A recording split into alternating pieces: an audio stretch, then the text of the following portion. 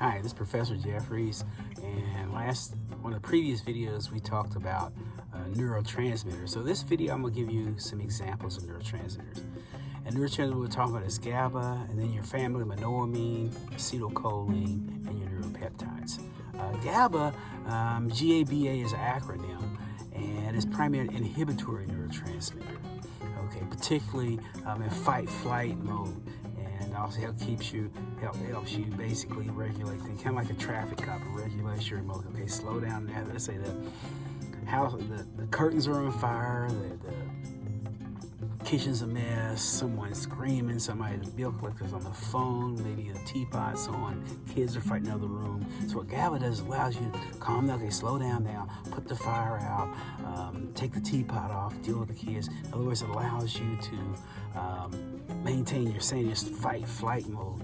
Okay, it helps regulate the anxiety. Also works with serotonin, which we'll talk about later on. The problem is a lot of times when people have panic attacks or anxiety attacks, what happens is GABA has lost control. And so one drug that basically they use to enhance GABA are your benzodiazepines, Valium, Paxil, Xanax. These are all in the family of benzodiazepines, which amplify GABA. And people take when they're stressed out or regulate anxiety disorders. The problem with benzodiazepines is that they're highly addictive, and the side effects can be a problem, especially if you mix it with alcohol. Next neurotransmitter I'm talking about is acetylcholine. Acetylcholine is found in neuromuscular. As your nerves meet your muscles. Now here I'm using acetylcholine receptor sites. Botulism is a bacteria that attacks the acetylcholine. Okay, there's another paraffin. It's where your native peoples along the Amazon will rub a dart on a frog's skin and shoot it into the animal, and in the prey it shuts down their acetylcholine receptor sites. Okay, so that's another thing. And also acetylcholine is produced in the liver. And I say in the 1970s, early 1980s, they also discovered that acetylcholine is associated with memories. So look at acetylcholine. It's found in neuromuscular junctions. As your nerves meet your muscles, you use the acetylcholine. Also, we've done research where they found association with acetylcholine and memories. They found, for instance, Alzheimer's patients, after they die, they did autopsies on Alzheimer's patients and discovered that Alzheimer's patients' acetylcholine receptor sites are depleted. Neuropeptides more recently was added to the neurotransmitters list in around 1988 or so, and up until then they were considered hormones. Neuropeptides, endorphins, are the neuropeptides we know most about. Endorphins are your body's naturally produced painkillers. Think about it. Playing with an injury, you're running and you step on a nail. You probably won't feel that nail until after you get out of that dangerous situation. So a lot of times athletes will do that. Or you go to the gym and you work out, and then the next day you feel the pain because you probably tore something during the workout because your endorphins were in your system. You didn't really feel it, but then the next morning those endorphins went away, and that's why you're sore. One of the reasons why you're sore. Now let's talk about monoamine. Monoamine is a whole family of neurotransmitters, and there are four neurotransmitters that fall under the monoamine category. Okay, you have dopamine, epinephrine, norepinephrine, and serotonin. Dopamine is associated with ordinary pleasure. Also, it's also associated with body movements. Okay, and dopamine helps regulate your mood and also muscle movement. In other words, smooth movement. Okay, and it also plays a major role in your pleasure and your reward system. You look at a lot of your drugs that people get caught or get addicted to, or act some way or another, either directly or indirectly, on the dopamine. And we talked about this on the previous videos, where we say you have two categories of drugs: agonists, antagonists. Agonists increase the firing of receptors. antagonists decrease the firing receptors.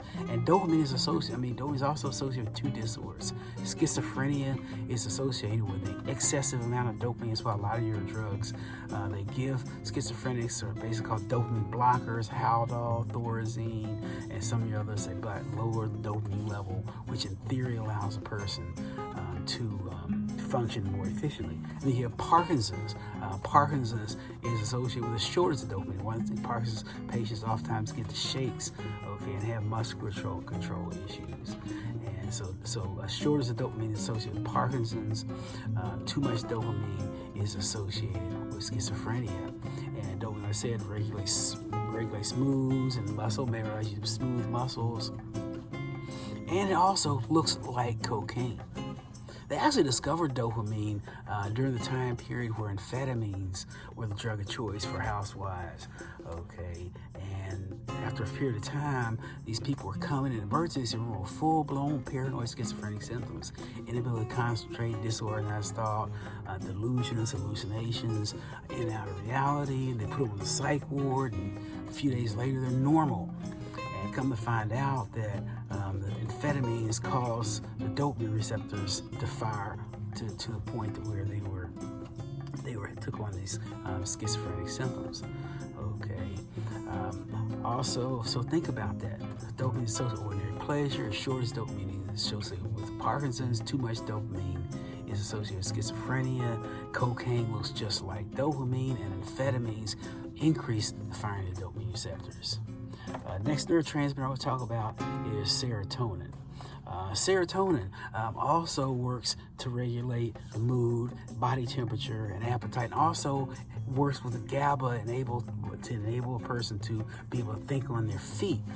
There's research done years ago where they found out that leaders of baboon troops had higher levels of serotonin in them than the regular baboons, only when they're in leadership position.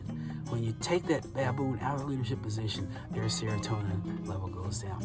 Also, OCD, obsessive compulsive disorder, is also associated with shortage of serotonin, as is our sociopaths. Sociopaths also, in theory, have a shortage of serotonin.